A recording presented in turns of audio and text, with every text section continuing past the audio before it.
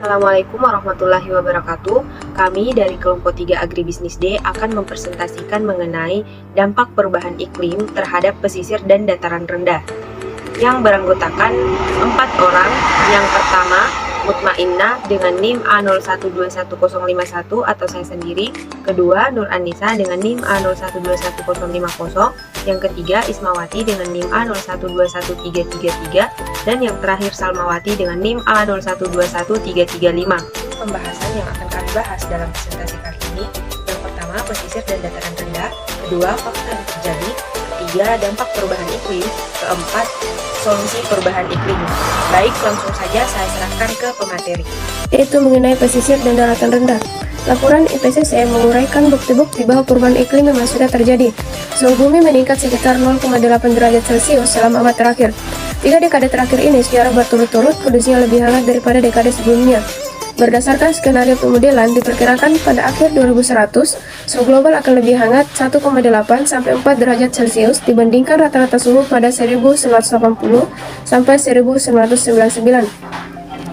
Jika dibandingkan periode praindustri 1750, kenaikan suhu global ini setara dengan 2,5 sampai 4,7 derajat Celcius.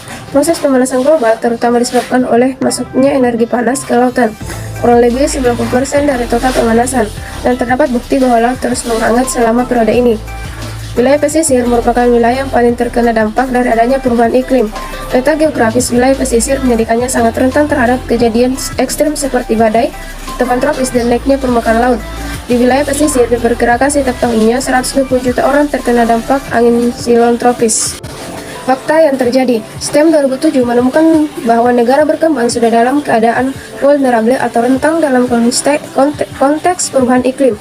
Indonesia sebagai negara berkembang dan negara kepulauan diprediksi akan mengalami dampak yang serius akibat perubahan iklim.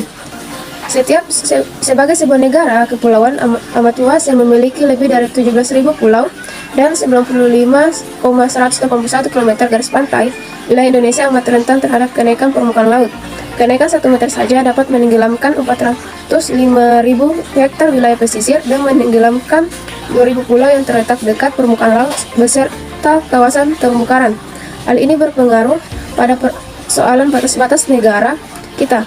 Peneliti Mutakhir mengungkapkan bahwa minimal 8 dari 90 pulau-pulau kecil yang berada di wilayah perbatasan Indonesia dengan negara tetangga rentan terhadap kenaikan permukaan laut. Pada gambar di atas bisa kita lihat suhu rata-rata global berdasarkan data pengamatan dan proyeksi skenario representatif karbon PT. Lautan menyerap banyak karbon dioksida sehingga menjadi lebih asam.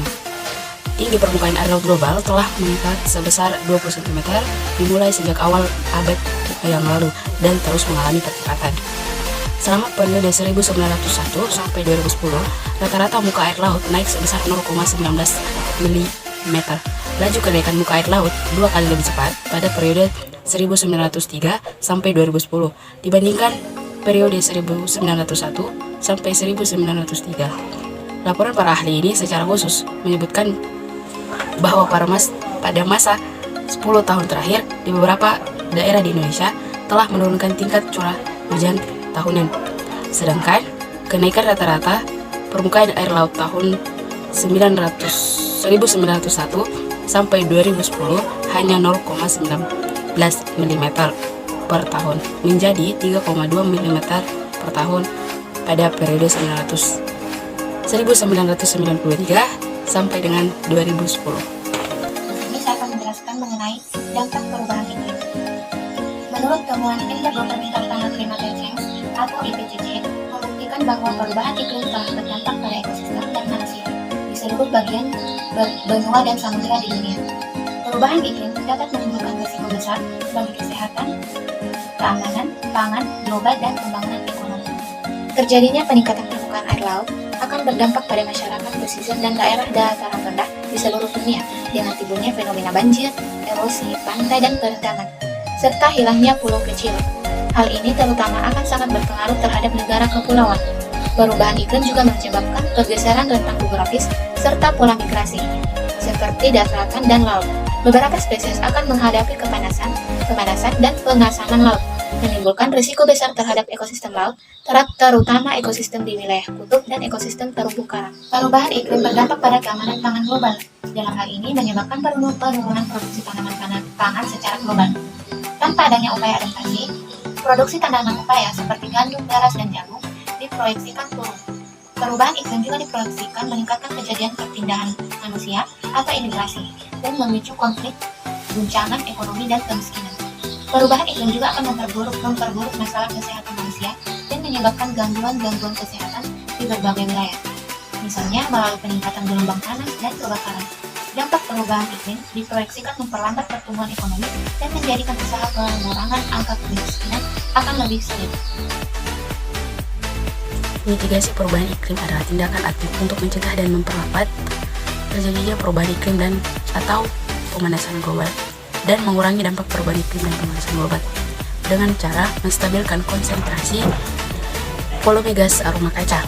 Di Indonesia, sektor-sektor yang menjadi pelaku aksi-aksi mitigasi yaitu sektor kehutanan dan lahan atau APOLU, sektor energi baik dari pembangkit maupun transportasi, sektor IPPU, dan sektor limbah. Adaptasi perubahan iklim. Perubahan iklim merupakan ancaman yang signifikan bagi kehidupan masyarakat dan pembangunan di Indonesia yang akan berdampak pada ketersediaan kebutuhan dasar masyarakat, mencakup antara lain produksi dan distribusi pangan, ketersediaan air dan energi. Untuk menurunkan tingkat kerentanan terhadap dampak perubahan iklim, yaitu dilakukan upaya untuk memperkuat kapasitas adaptasi secara menyeluruh dengan membangun ketahanan ekonomi, sosial, diversifikasi mata pencarian masyarakat yang lebih tidak sensitif terhadap perubahan iklim, perbaikan tata ruang, dan manajemen ekosistem. Program dan aksi adaptasi yang dikembangkan dilaksanakan di Indonesia harus memperhatikan tingkat dan bentuk risiko bencana terkait iklim dan ancaman yang dihadapi serta kecenderungan atau perubahan tingkat risiko ancaman di masa depan yang akan datang. Program dan adaptasi sifatnya segera, diarahkan pada wilayah yang tingkat risiko iklim saat ini tinggi dan masa depan diperkirakan tetap tinggi ataupun cenderung meningkat. Sedangkan yang sifatnya jangka panjang diarahkan pada wilayah yang saat ini rendah dan masa depan tetap rendah atau akan meningkat. Baik, itulah tadi pemaparan materi dari kelompok kami, kelompok 3. Kurang lebihnya mohon dimaafkan, kami pamit undur diri. Wassalamualaikum warahmatullahi wabarakatuh.